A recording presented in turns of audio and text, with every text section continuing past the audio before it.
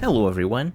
Recently I have bought this tablet, not only for productivity reasons, but also to use in the channel reviews showcasing the apps. It's the 2024 model of the Samsung S6 Tab, and I thought it would be a good idea to show everything about it in a video review.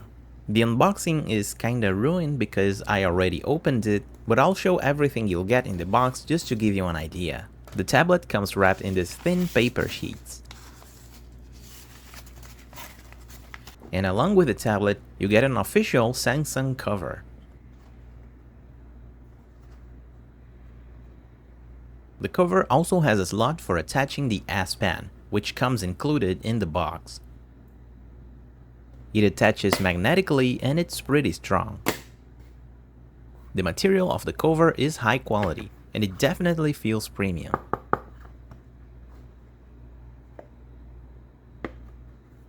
You also get a SIM card ejector, and you also get a presumably fast charger, but honestly there's nothing fast about it, so I just use other chargers. And a USB Type-C cable. The rest of the box is completely empty. This tablet has a 10-inch screen, and to me that's a decent size. Easy to transport and still comfortable to use. Here's a comparison side by side with the Nintendo Switch. The tablet has a back-facing camera with a decent quality, and the front-facing camera, well, not so decent. There's a USB Type-C connector on the bottom, along with the speakers. On the side, you have a SIM card tray. On this tray, you can attach a microSD card and a SIM card. Then you have the microphone, volume, and lock buttons. And on the other side, another speaker, a microphone, and a headphone jack. Speaking about the Samsung cover, it's not just the pen slot that's magnetic. The entire back of the cover is magnetic too. The tablet attaches magnetically to it, and it's pretty strong.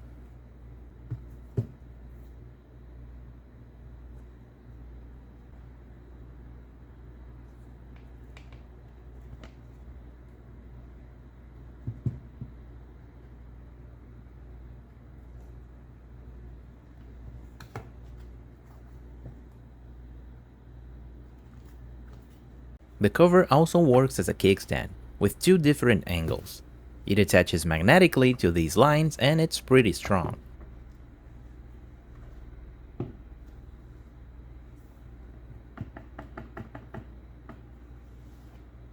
But a big downside is that the sides of the tablet are unprotected. When you use the tablet, you can flip the cover around and hold it like a book. But there is an annoying issue where the side of the cover is flexible.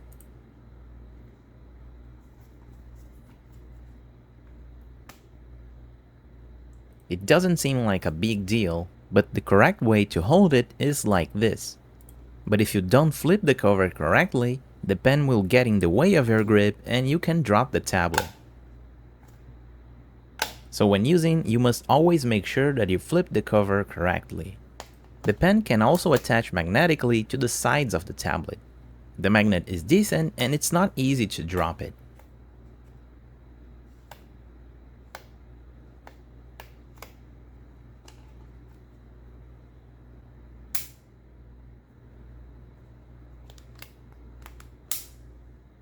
Of course, it won't attach here to the top because of the buttons.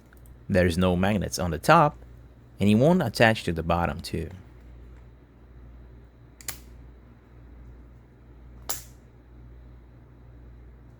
And a workaround for the pen issue is to attach it to the other side of the cover.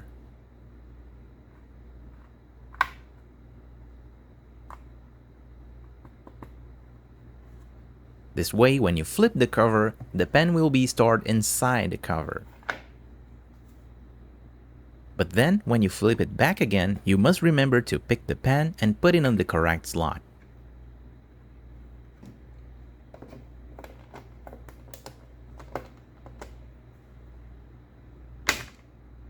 The tablet alone weighs about 500 grams, and the cover with the pen an additional 200 grams.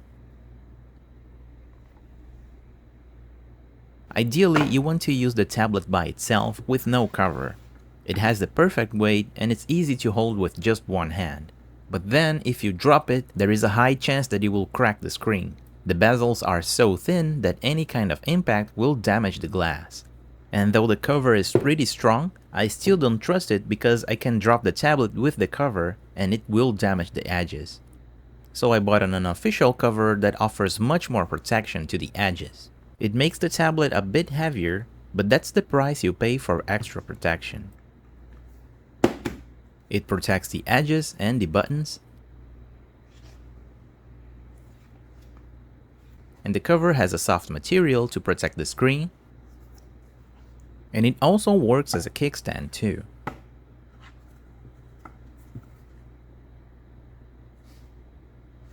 You can also use it vertically like this, but it's not very stable.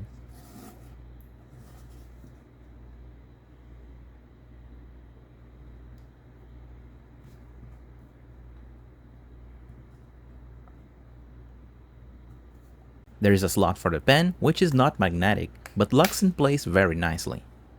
It protects the tip of the pen, and the only way to remove the pen is to push it through this hole on the side. With this cover, the grip issue is non-existent.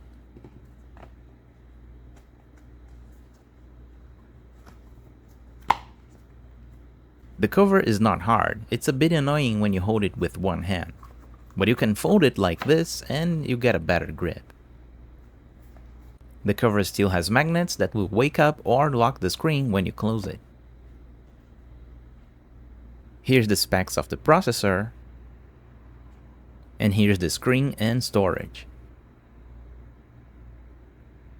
The RAM and storage is pretty pathetic. With only 64 GB of storage, I have already used half of the capacity. And though the RAM memory is also small, I haven't faced many hiccups or slowdowns when using the system. You might say that, hey, it's not bad, you have the SD card slot, right? But the problem here is that most apps these days cannot be installed on the SD card. You can move part of the data to the SD card, but still most of the data will be stored on the internal memory. And when the internal memory is filled up, you'll have to delete something to make more space. Here I have transferred Wild Rift, which takes about 5 GB of space.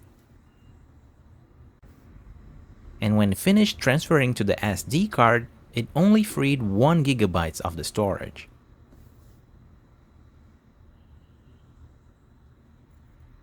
Now the pen of the tablet is great, and that's the reason I bought this one. It's the cheapest tablet with a pen that you can get today. You could use a regular tablet with those universal pens. But the problem with that pen is that it basically works as a finger. When you're drawing with those pens, you cannot touch the tablet with your palm, requiring the use of special gloves or something to avoid touching the tablet. But this pen works magnetically, and it rejects the palm of your hand when drawing. It's just leagues better for drawing. It's also very useful for browsing the web. With Firefox installed and a few plugins, I just have to hover the pen to open an image.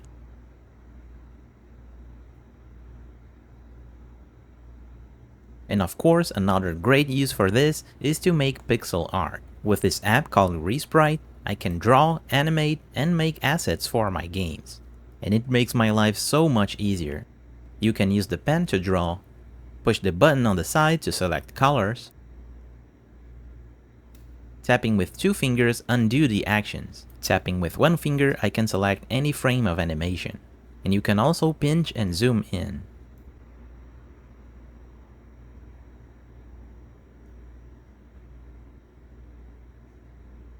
Hovering the pen shows what each tool is used for.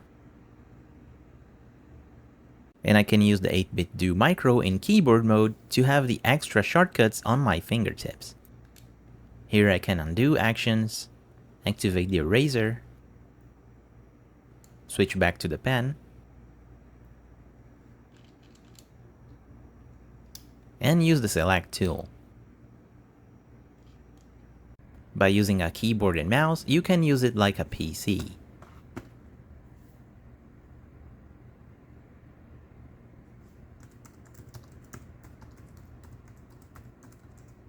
And it even has Samsung DeX to make the experience much more seamless. The apps will open in Windows, which is much better for multitasking. Unfortunately, there's no display output.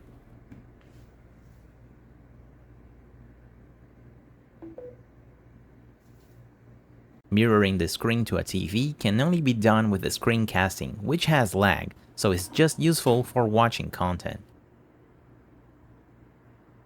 It charges the controller through this pogo pin. This tablet also has sound by AKG, which is very good.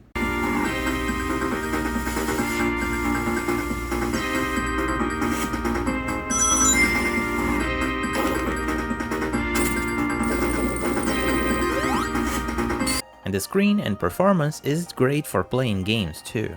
Ideally, you want to use a mobile controller like the ELO Vagabond here for playing games in the tablet.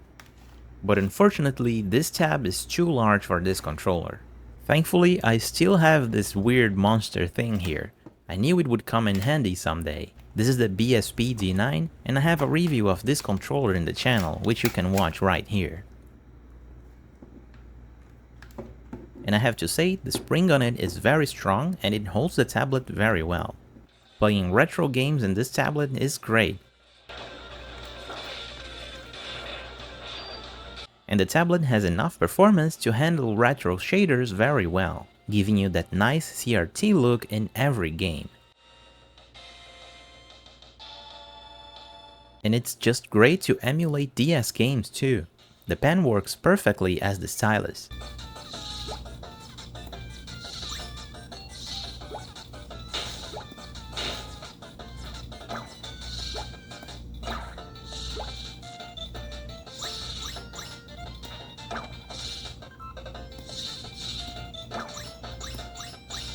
Here's some PSP emulation at 2x resolution.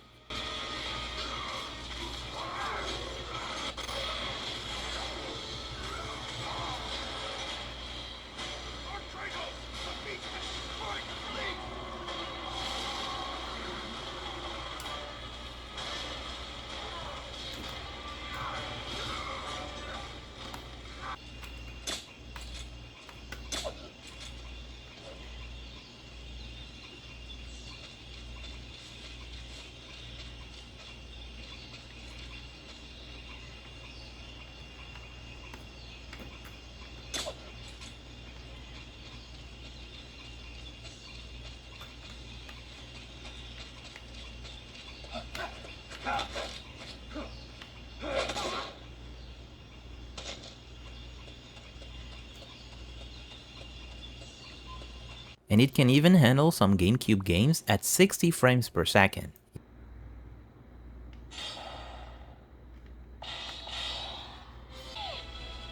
Are you ready? I'm going all out. Battle 1, fight!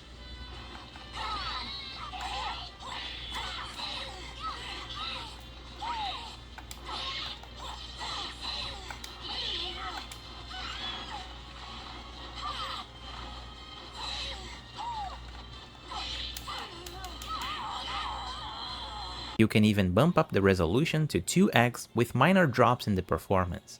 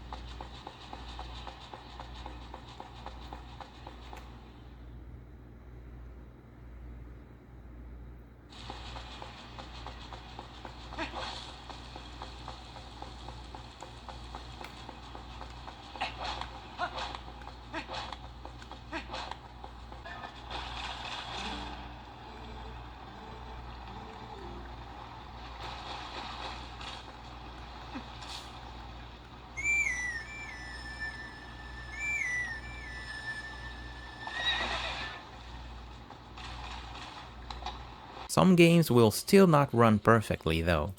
F-Zero GX is nearly unplayable.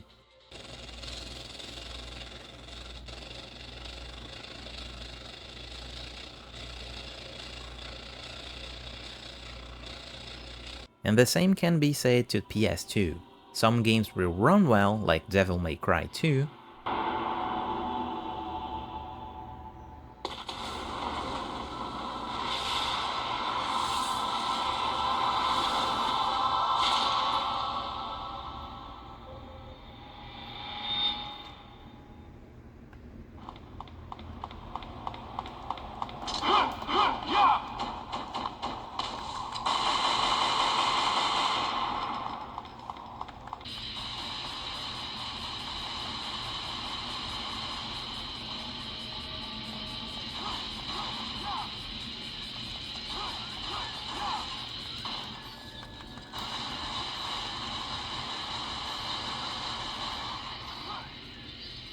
and other games will have issues like Soul Calibur 3.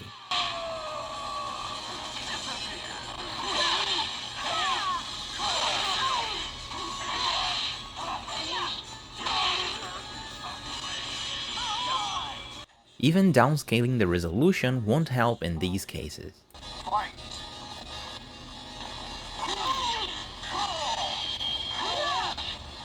And the same can be said for Switch games. With half resolution, it can only reach 30 FPS.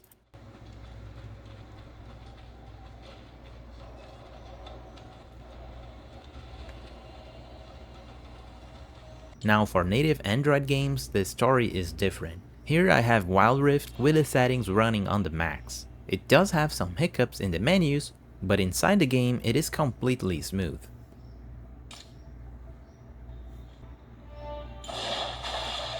Let me at 'em.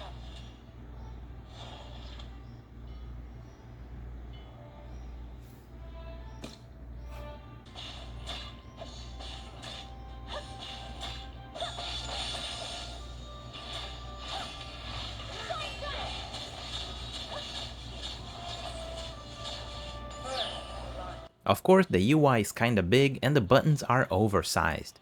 And to solve that, I like to use the Apex 2. In my opinion, this is still the best controller FlyDigi ever made, and is the only controller that you can have a decent experience in a MOBA game like this. You can still use the Apex 4 and the Vader 4 Pro, or even the Direwolf 3, but you won't have the sliding buttons and the amount of shortcuts that this controller have.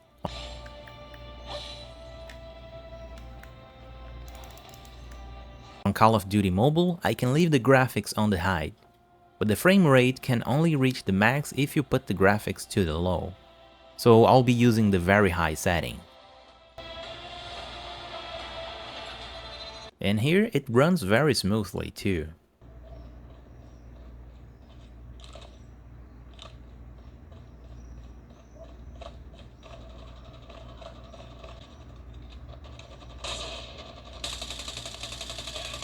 Sniper eliminated. Changing mag. Tango down.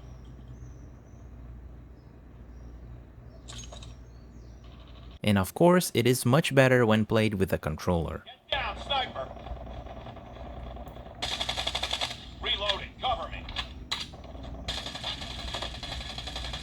Taking the lead.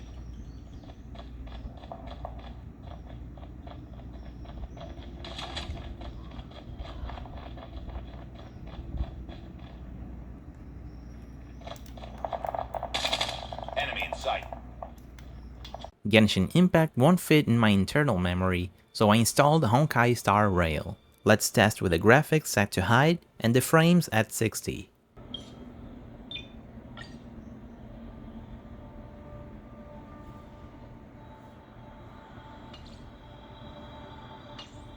And at these settings, the tablet is struggling.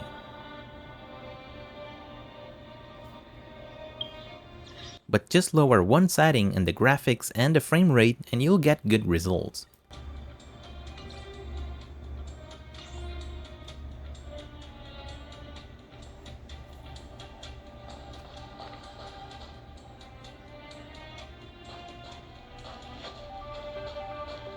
You'll get a few frame drops here and there, but in my opinion, this is playable. Hurt.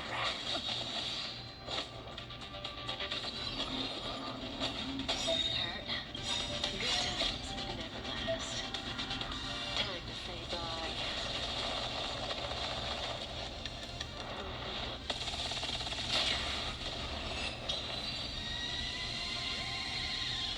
And now for my final thoughts. The Tab S6 Lite is a good tablet for casual use. The performance is good enough to handle any app with no hiccups or slowdowns. The pen is great for productivity, drawing, and studying in general.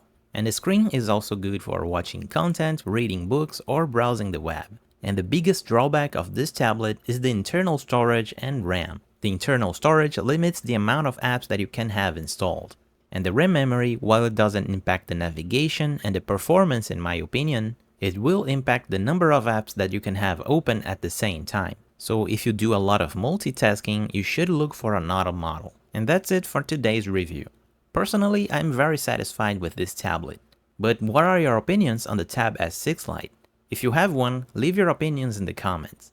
If you want to pick one for yourself, the links will be in the description of the video. As always, thanks for watching, and I'll see you next time.